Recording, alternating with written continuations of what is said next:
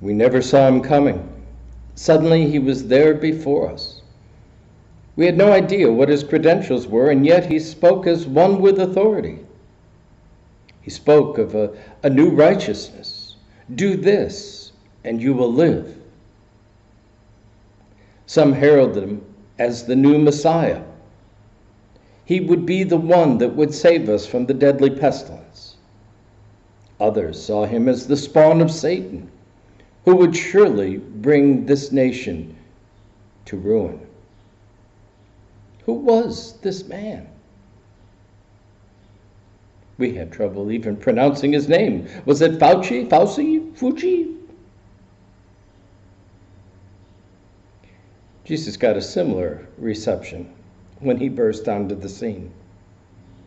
The questions abounded. Who is this man? The questions persisted for decades. Mark picks up the question in his gospel. It becomes the center theme. Who is this Jesus? He walks us along the way, leaving breadcrumbs, hints. The evil spirits seem to know who this Jesus is. Those who experience his healing touch, they have a glimpse. But the disciples, they're clueless. Even when we find them in the midst of the storm, they're rocking on Lake Galilee in the night, with the winds blowing and the waves beating against the boat. They're still clueless. They wake Jesus. Do you not care if we're perishing? And Jesus says to the wind and the waves, shut up, be still. And they are still. And we end that story with a question. The disciples wonder, who is this, that even the wind and the sea obey him? It's actually somewhat of a rhetorical question, because they should know the answer. If one knows your Hebrew scriptures, it's pretty evident. There is only one who can speak and bring the chaos of water and sea and wind to obey. It is the one who was there at creation, who spoke over the watery chaos and brought forth life. It is the one who empowered Moses and parted the waters to allow the people of God to walk dry shod through the sea. There is no doubt, or at least there shouldn't be any doubt now, who this Jesus is. It is God in flesh. And yet still the questions persist. It will continue to persist throughout the gospel. Even when Jesus raises the question, who do people say that I am? There's still confusion. Peter thinks he's got it when he calls him the Messiah, but then wants to avoid Jerusalem and certain death. It is only at the end of the gospel, when we stand with the centurion at the foot of the cross, that the answer is truly revealed. On the lips of a pagan, this is truly God's Son.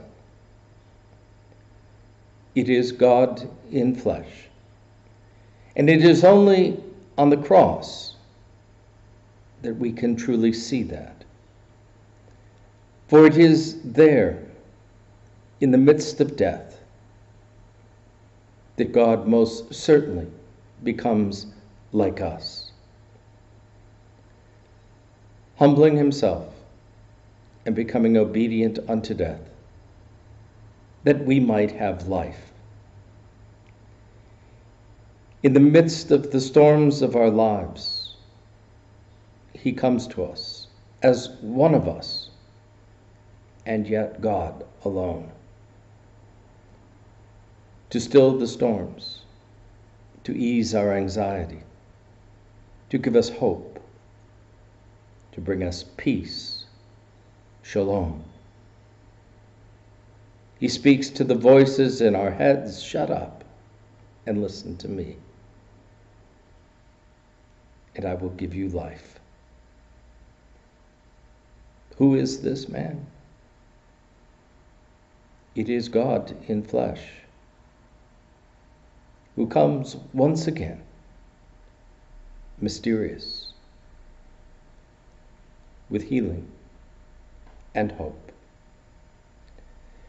Praise the one who breaks the darkness with a liberating light. Praise the one who frees the prisoners, turning blindness into light.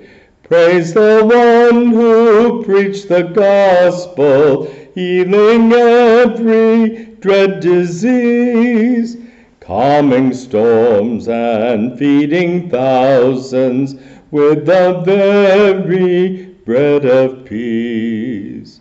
Praise the one who blessed the children with a strong yet gentle word. Praise the one who drives out demons with a piercing two-edged sword. Praise the one who brings cool water to the desert's burning sand. From the well comes living water, quenching thirst in every land. Praise the one true love incarnate, Christ who suffered in our place. Jesus died and rose for many, that we may know God by grace.